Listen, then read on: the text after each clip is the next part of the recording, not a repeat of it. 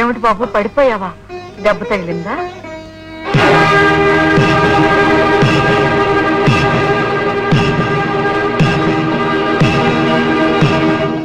నువ్వు నన్ను చంపటానికి వచ్చావా బాబు? చంపు. శివుడాజ్ఞ లేనిది ఏమైనా కుట్టదంటారు. అంతా వాడి లీల. భయపడకు బాబు, నువ్వు వచ్చిన పని కాని చంపు.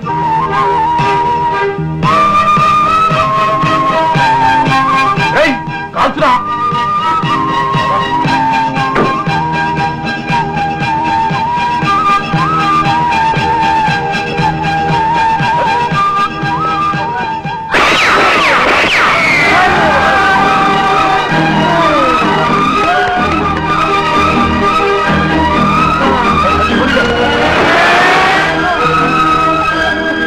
కాదు, నన్ను అన్యాయం చేశావు కదరా. కాదు, నేను ఇప్పుడు ఏం చేయను. ఏందట్లా వదులుతున్నావు? నేను చచ్చినా నాయంది. నువ్వెందుకు చేస్తావు? ఆ ముసలిని చంపావు, నా ప్రాణం మీద తీసుకొచ్చావు. మరి కాదు కాదు, ఆ ముసలి చస్తే నీకేంది బా? అది నీ అమ్మలక కొడుతుందా, ఆవలక కొడుతుందా?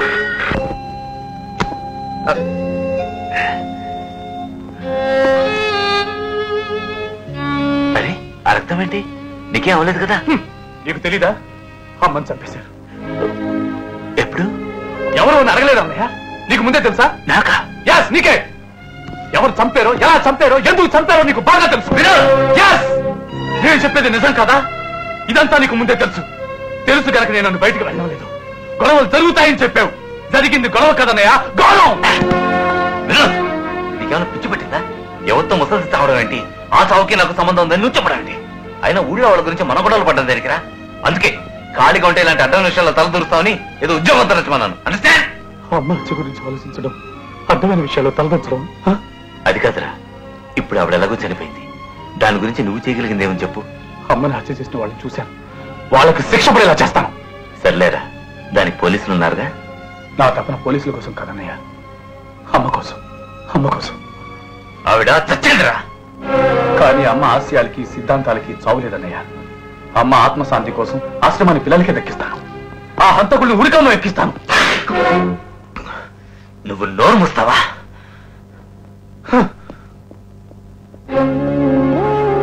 ఇప్పుడు చెప్పనయ్యా, నా మీద చెల్లెల మీద నిజంగా నీకు ప్రేమ ఉంటే ప్రమాణం చేసి చెప్పు. అమ్మ హత్య గురించి నీకు ముందే తెలుసు కదూ? తెలుసో తెలియదు, ఇప్పుడు ఏమిట్రా ప్రయోజనం?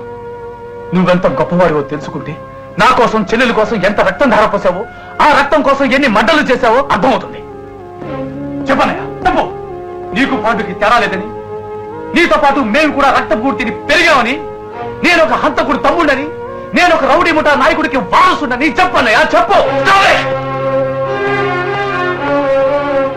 ఇవన్నీ ఎవరి కోసం చేశారా? ఎవరి కోసం? నా కోసం, చెల్లెల కోసం, మా బంగారు భవిష్యత్తు కోసం. మేమన్నీ కావాలని అడగలేదే. మమ్మల్ని బతికించడానికి నువ్వు ఇన్ని మడలు చేయాల్సిన అవసరం లేదన్నయ్య. శభాష్, బాగా అడిగావరా. నువ్వు ఈ ప్రశ్న అడుగుతావని తెలుసుంటే చిన్నప్పుడు తల్లిదండ్రులు లేకుండా అనాథులుగా రోడ్ల మీద పడ్డప్పుడు నీ పర్మిషన్ అడిగి వెళ్ళి జేబులు కొట్టావంటరా. ఒరే, నువ్వు ఈ సలహా నాకు ఎంతవరకు ఇచ్చుంటే మిమ్మల్ని మేడల్లో పెంచినందుకు రోడ్ల పాలైపోయిన నా పస్తను, జైలు 4 కోట్ల మధ్య మగ్గిపోయిన నా యవ్వనం, సంఘర్షణలో చిత్తైపోయిన నా జీవితం, ఇవన్నీ నాకే మిగిలిపోయావురా. పోనీ పంచేరా. ఒరే, ఒక గూండాకి, రౌడీకి, హంతకుడికి తమ్ముడు అనే మచ్చ నీకు పోవాలి అనుకుంటే నా జీవితం నాకు తిరిగి తెచ్చు. అప్పుడు మళ్ళీ చిన్నప్పటి నుంచి బుద్ధిగా పెరిగి బుద్ధిగా ఉంటాను. ఏరా, అలా గుడ్లోపకి చూస్తావట్రా? ఇచ్చే, నా జీవితం నాకు తిరిగి తెచ్చు. వెళ్ళు, వెళ్ళి రోడ్ల పలైపోయిన బస్తా నన్ను తిరిగి తీసుకురా.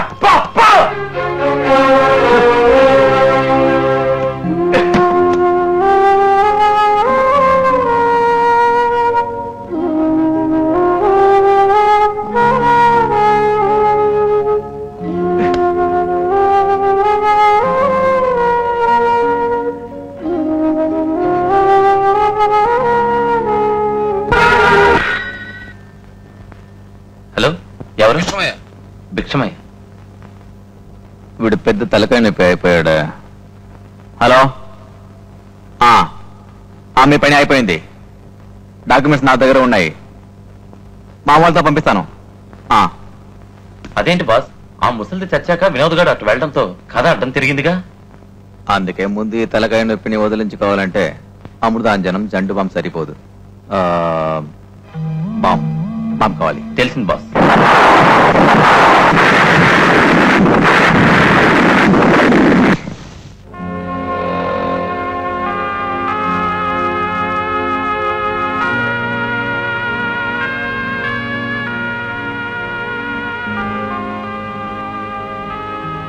ఏమ్మా ఇలా వచ్చావు? పాత బాకీ 500 తెచ్చావా? బాకీ తప్పకుండా తీరుస్తానండి. అమ్మ పోయాక పరిస్థితులు ఎలా మారిపోయాయో మీకు తెలుసు. కొంచెం టైం ఇవ్వండి. చాలు తల్లి చాలు. మీరే అలాగంటే ఎలాగండి? ఎన్నోసార్లు మీరు మా పిల్లల్ని ఆదుకున్నారు. 2 రోజుల నుంచి పిల్లలు ఆకలితో అలమటించిపోతున్నారు. ఈసారికి మాత్రం మీరు సరుకులు ఇస్తే మొత్తం బాకీ మరో వారం రోజుల్లో నేనే తెచ్చిచ్చేస్తాను. నా చెవులోనే పువ్వు పెట్టాలని చూస్తున్నావే? నాకు తెలియగలుగుతాను. భారతమ్మ కూడా లేదు. బాకీ ఎలా తీరుస్తావమ్మా?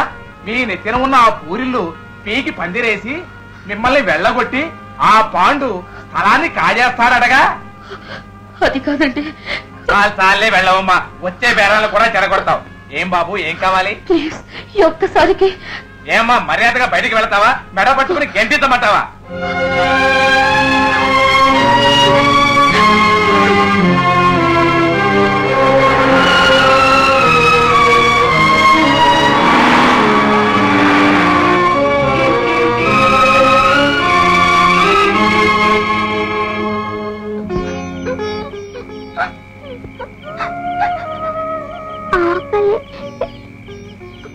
అక్క ఎక్కడికి వెళ్ళింది?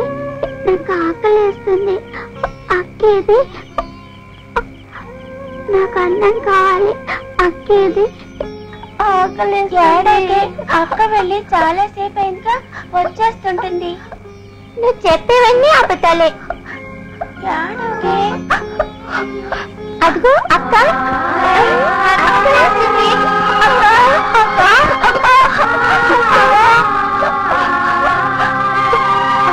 ఆకలిస్తుందక్క.